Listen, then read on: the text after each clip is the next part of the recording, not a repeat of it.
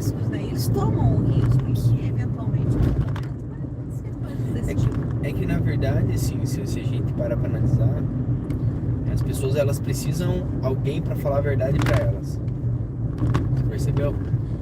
Que muitas das pessoas elas estão na zona de conforto tão grande que ela precisa de uma sacudida, entendeu?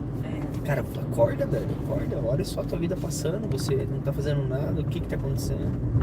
Então, eu acho que ele pega nesse ponto bem firme, né? Você percebeu? O Pablo Marçal, ele vem de uma linha que eu tenho um professor que eu já estudo há algum tempo Acho que com aqui ele. pode passar, né? Que Mas tem radar aqui, né? Porque aqui tá tudo fechado. Pois é verdade. É que antes não tava, né? Daí é ruim, mas enfim. Nunca se sabe, né? Às vezes não vale a pena a multa. Não, eu não livre nem um pouco. Então o Pablo Marçal, ele vem dessa linha Tony Robbins, né? Tony Robbins. Eu estudo com o Tony Robbins já há algum tempo. Então, hã? Sério? então o Tony pra Nossa, mim aquele cara o Tony verdade, Robbins, ele faz você chorar em 5 minutos. Você assistiu aquele ano? Nossa, o cara é absurdo, Não, velho. aquele programa Save the Date, né? Que é o Save the Date, o DWD, que ele chama Date with Destiny. Esse programa é um programa que faz parte da minha linha de treinamento. E teve uma época que eu estava estudando com uma escola aqui em Curitiba que forma os staffs do Tony. Sim. Seleciona pessoas para ir para trabalhar para o Tony, né? Porque os staffs começam com o Tony como voluntário, sabe? E o Tony, ele tem 2 metros de altura, né? Ele é um gigante, cara ele é um persuasivaço. Cara, aquele cara tem o dom da persuasão. Você já leu um livro dele? Dele não, mas eu já li... Tem um livro dele que é a Bíblia, assim, que tem muitas das técnicas que ele usa em todos os programas, que é o Desperte Seu Gigante Interior. Mas um livro que tá mudando muito minha mente, que mudou também bastante, é o Como Fazer Amigo e Influenciar Pessoas. Sim, o Dale Carnegie. Dale Carnegie, esse mesmo. Cara, esse livro é muito... Eu acho que toda pessoa deveria ler esse livro, velho. Ele é, nossa, ele... O Dale, veja, ele já é uma geração antes do Tony Robbins. Ele é a escola antes do Tony. Nossa, ele tem milhões de livros, né? A metodologia dele ficou maior que ele, né? Todo mundo segue. Inclusive eu tenho um amigo que é master, que é o que representa a Dale aqui em Curitiba. E ele que faz os treinamentos da Dale aqui, né? Sim. Ele que monta a equipe aqui. Mas o Dale Carnegie veio antes do Tony Robbins, né? Então é uma escola anterior. Qual que você acha melhor dos dois? Eu acho que uma continua, sabe? É como se continua o outro, uma coisa não parou, né? Não extingue a outra. Sim. E uma complementa a outra. Tanto é que esse meu amigo, o Ângelo, ele é master da Dale, né? Mas ele é um admirador do Tony. Só que como são métodos diferentes, você tem que escolher. Quando você vai aprofundar, né, no nível de estudo mesmo, você não vai ficar nas duas, não dá pra fazer as duas. Primeiro que são formações extremamente caras. Demora tempo para você se tornar um master. Então, O mastermind, fala, né? Exatamente. Pra você se tornar um desse, é o que? Uns 5, 6 anos? É aquela pessoa que é capacitada a replicar o treinamento dentro da metodologia da escola, né? Que a metodologia do Tony é uma, do Dale é outra. Enfim, tem várias. E qual que é o segredo, assim, na tua opinião, assim, resumidamente, o segredo do desenvolvimento pessoal, assim? É estudo, né? Você se... Bom, não é um segredo, mas se eu pudesse te dizer assim, de uma forma bem sintética, qual é a minha convicção e dentro do que eu trabalho 3 pilares. O conhecimento, uma identidade psicológica que precisa criar para fazer aquilo que o teu conhecimento te orienta e uma ação massiva direcionada e estratégica para aquilo que você quer. São 3 pilares. O conhecimento ele é o primeiro mais importante, no entanto ele tem pouca força. A identidade já é um pouco mais importante e ganha um pouco mais de força. Mas toda a identidade seria o quê, assim? Identidade é o que você diz pra você que você é. Quando você quer ser alguma coisa, você começa a dizer, eu quero me tornar, é isso que eu quero. Então você começa a criar essa identidade. Sim. Né? Quando você, por exemplo, para você ser motorista do Uber, você tem que criar uma identidade motorista do Uber. Sim. Tem alguns critérios, tem algumas restrições, você tem que seguir algumas métricas. Então tem uma identidade dentro de você que você criou a partir do momento que você decidiu que você ia, né, Trabalhar com fazer isso, esse né? trabalho. Quando você muda a identidade, a identidade ela é sempre uma personalidade que você cria para um determinado contexto. Então, é diferente de papéis, entendeu? Você nasce, o primeiro papel que você ocupa no mundo é de filho. Mesmo que você não tenha consciência disso, você demora um pouquinho para saber que você é filho. Mas o teu primeiro grande papel é de filho, depois você pode ser o filho do pai, o filho da mãe, que são duas identidades diferentes dentro do mesmo papel. Porque você é um filho diferente com a sua mãe do que é com o seu pai. Acaba tendo uma criação diferente. É porque como eles são pessoas diferentes, você interage com eles de forma diferente. Então, identidade... Fala que o filho é bem mais apegado à mãe, o filho homem, até os 7 anos, né?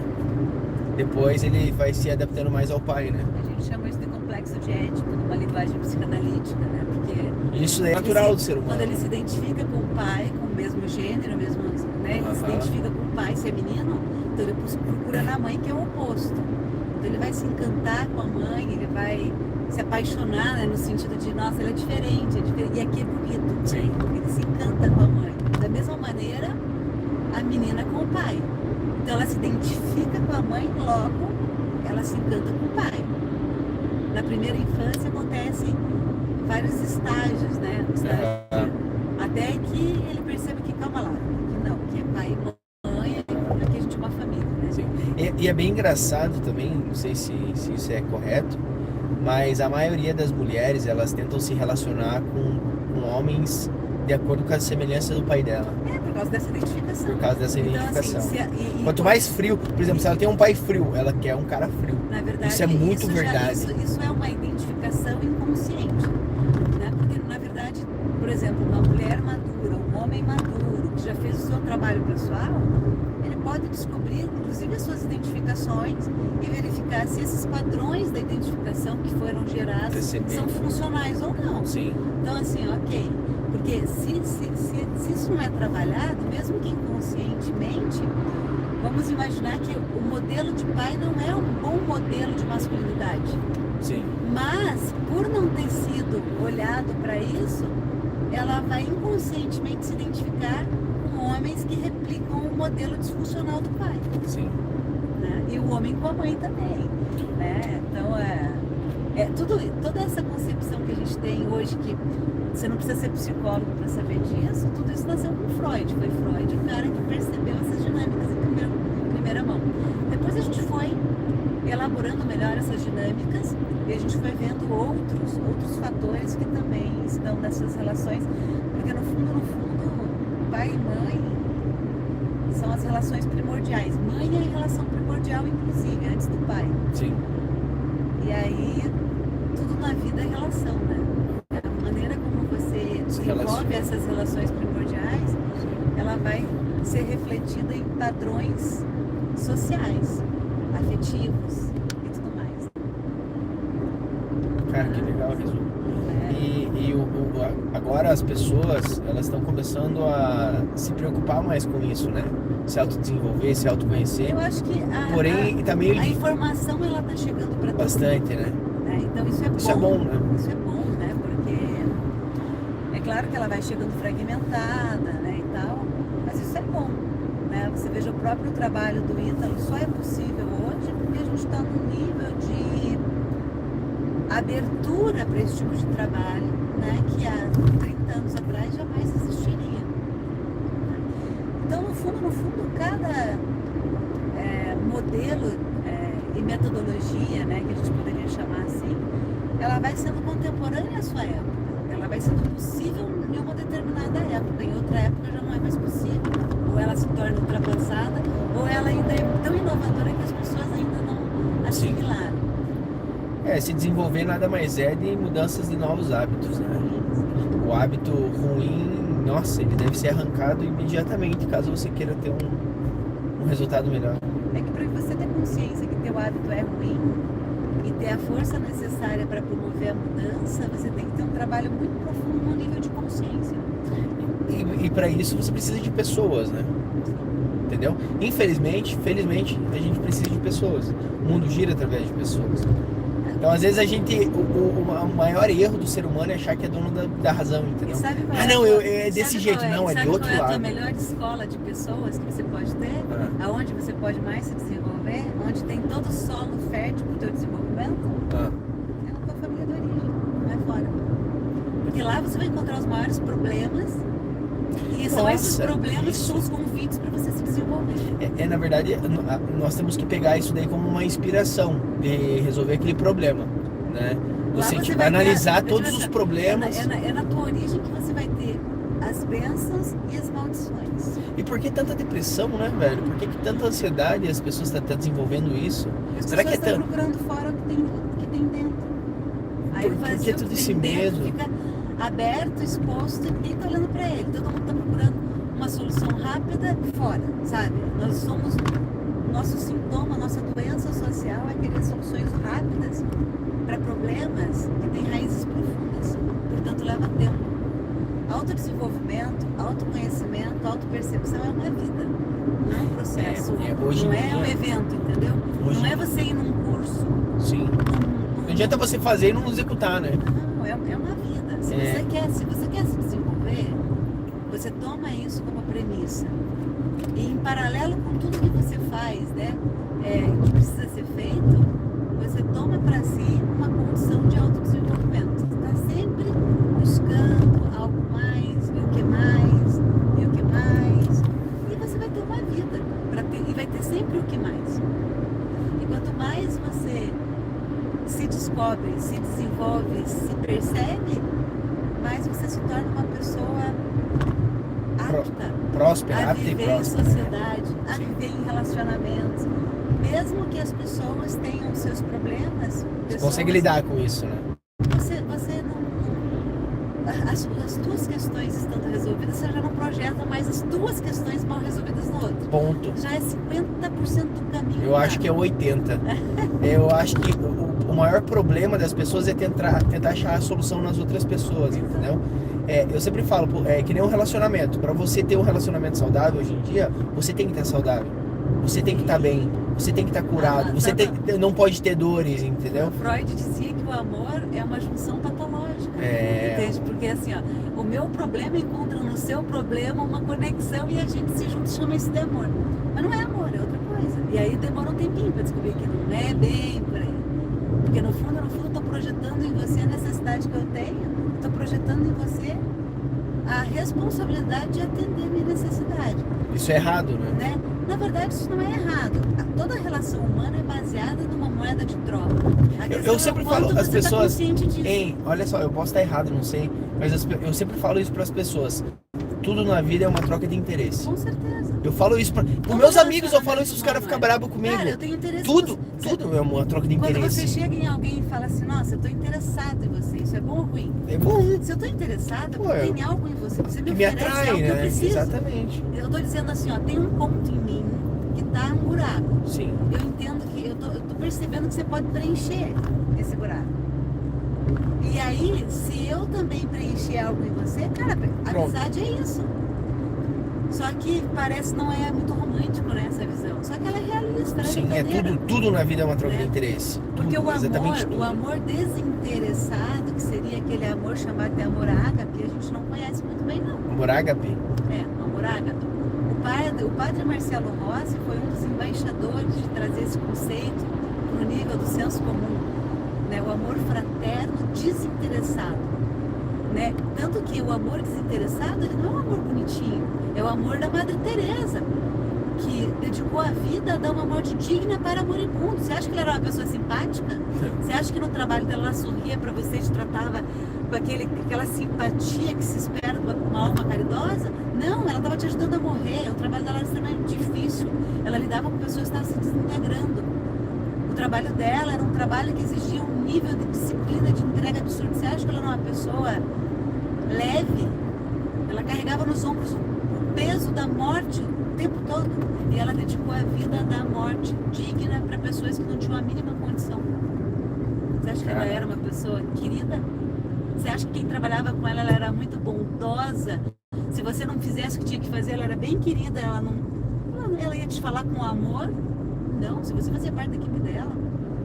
você tinha que ser extremamente disciplinado. Isso é bom Não ou tinha ruim? mais ou menos. Isso é bom, né? Ué, é o que é. É. Tanto é que a gente fala assim, né? Nós, os brasileiros, somos um povo muito simpático. Sabe por que a gente tem isso como cultura? Porque a gente é do jeitinho, a gente faz o mais ou menos, sabe? Isso é A gente faz totalmente o mais ou errado. menos. Por isso que e tua vida esconde. muitas vezes tá mais ou menos, porque você faz o mais ou menos. E a gente esconde esse mais ou menos numa simpatia, num sorriso. Qual que é o segredo pra ter consistência? Do teu ponto de vista? Fazer assim? todo dia, Fazer todo dia, né? o tempo todo. Não perder de vista aquilo que é prioridade pra você. Tirar de lado o medo, né? Às vezes você tá com medo. Na verdade, as emoções, elas estão sempre presentes. O medo é o núcleo da emoção. O núcleo da mente humana é medo. O medo, na verdade... A primeira emoção registrada pelo cérebro medo. do bebê na barriga da mãe é medo. Você, antes de você ter qualquer capacidade de ser chamado de feto, você registrou medo. E por que isso? Nossa, mas que estranho. Isso é ruim? Não. Isso é Porque bom? o medo, por que o medo é o núcleo da mente humana? Porque é o medo que, em primeira instância, garante a sobrevivência. É garantir a Você vida. tem medo Pra não morrer, né? Para não morrer. Exatamente. Né? Para você ir para os próximos estágios e desdobrar o medo, que o medo ele varia em todas as outras emoções. Todas as emoções humanas são desdobramentos do medo ou da ausência dele. O medo também ele é implementado bastante na tua infância, quando você é criança, por exemplo. Tua mãe te incentiva muito isso. Pode ver, uma criança, ela aprende a ter mais medo porque a mãe dela mostra o que é certo e errado, né? Ou não seria isso? Pode ver, Você criança não tem medo de nada, ela sobe no sofá e pula lá de cima. Depende. Né? Você não tem filhos. Não tem. Eu também não tenho, mas eu Tá. tenho sobrinhos e eu observo muitas crianças. Uma criança é totalmente diferente da outra. Eu tenho duas sobrinhas que são irmãs, a mais velha extremamente medrosa, cautelosa, sensível, suave, sabe? Se você magoar ela, ela passa o dia inteiro chorando e tal. A mais nova, ela não tem medo de nada. Se ela quiser fazer alguma coisa, não adianta você impor limite que ela vai fazer e bater, brigar, não adianta. Ela não tem. Se ela quer fazer, aquilo é a única Eu tenho um coisa priminho que assim. ela morre por isso. Eu tenho um priminho assim. Sabe? É terrível, porque é uma Quanto? criança que você Ele não é- consegue educar nas vias normais. Não. Você tem que educar Isso é complicado, usando né? outras técnicas, né? Porque não adianta você dizer não. E não adianta você gritar, não é adianta você xingar. Isso daí é a pior Você coisa. poderia bater, matar. Não, isso não... Ela entra numa crise de raiva, Aham. de ira, e aí você vai perder. E se você não tratar isso quanto antes, isso daí vai agravar futuramente, Exato. né? Então, quando você tem um modelo, né, porque naturalmente, né, é da energia materna a proteção, a protetividade, prezar pela segurança. É com a mãe que a gente aprende a ser mais Cauteloso, né? cauteloso, né? A mãe que desleva o casaco, leva o guarda-chuva. Sim, isso é Não verdade. ande, não fale com estranho, né? Muito da natureza. Coloca a blusa, materna, protetora, quer dizer, né? Protetora. Por quê? Porque a mãe a mãe gera a vida e ela protege a vida. Agora, o papel do pai é mostrar o mundo, é botar na bicicleta e falar, vai que eu tô te olhando. O pai solta pro mundo. Quando uma criança tem essa relação equilibrada de aquele que protege e aquele que solta com segurança o suficiente, ela vira uma pessoa cautelosa sem medo. Não é uma pessoa medrosa, uma pessoa cautelosa não é medrosa. Quando essa criança ela vive num meio que tem um excesso de proteção por medo, ela vira uma criança medrosa. Mas não necessariamente, porque daí você tem que entender que cada criança que vem é um universo a se revelar. Sim. Então, o comportamento dos pais, que é o que a gente chama de ambiente, é uma parte da estrutura da personalidade da criança, não é o todo. Tem muitas outras coisas aí. Sim. Cara, essa foi uma das melhores corridas que eu fiz, que eu mais aprendi, velho. Obrigado pelos ensinamentos. E a gente já tá quase chegando, assim, pra você, uma pergunta, assim, que não sei se você vai saber responder, mas eu acho que sim. O que é a vida? A vida é uma experiência baseada em relacionamentos. A vida é um relacionamento. Você só sabe que você só compreende a razão da tua existência e ela passa a valer a pena nas relações que você constrói. Portanto, a gente não tem problemas de relacionamento. Porque a gente está aqui na vida para isso. A grande beleza da vida é você diante do outro o tempo todo. É o ato de se relacionar. Sempre. Então, assim, a arte de viver é a arte de se relacionar. Se você se relacionar bem, cara, tem tudo para dar certo. Sim. Agora, se você ainda não aprendeu a se relacionar bem, você vai sofrer bastante e vai fazer pessoas sofrerem também. Por isso que é muito importante o desenvolvimento pessoal. Por isso que isso é muito importante. Você entender qual é a sua existência aqui na Terra, né? Tipo, o porquê você tá aqui, qual que é o teu objetivo, né? Como fazer, como não fazer.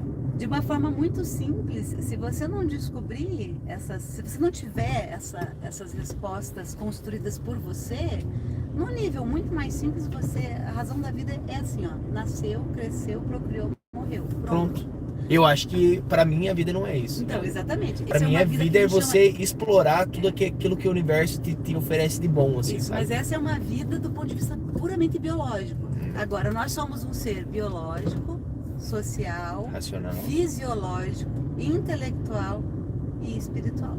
Nós temos várias dimensões. Sim. Quando você fala de propósito, você está falando do nível espiritual. A alma é que tem chamado. A vida biológica não, ela é muito simples. Igual dos bichos.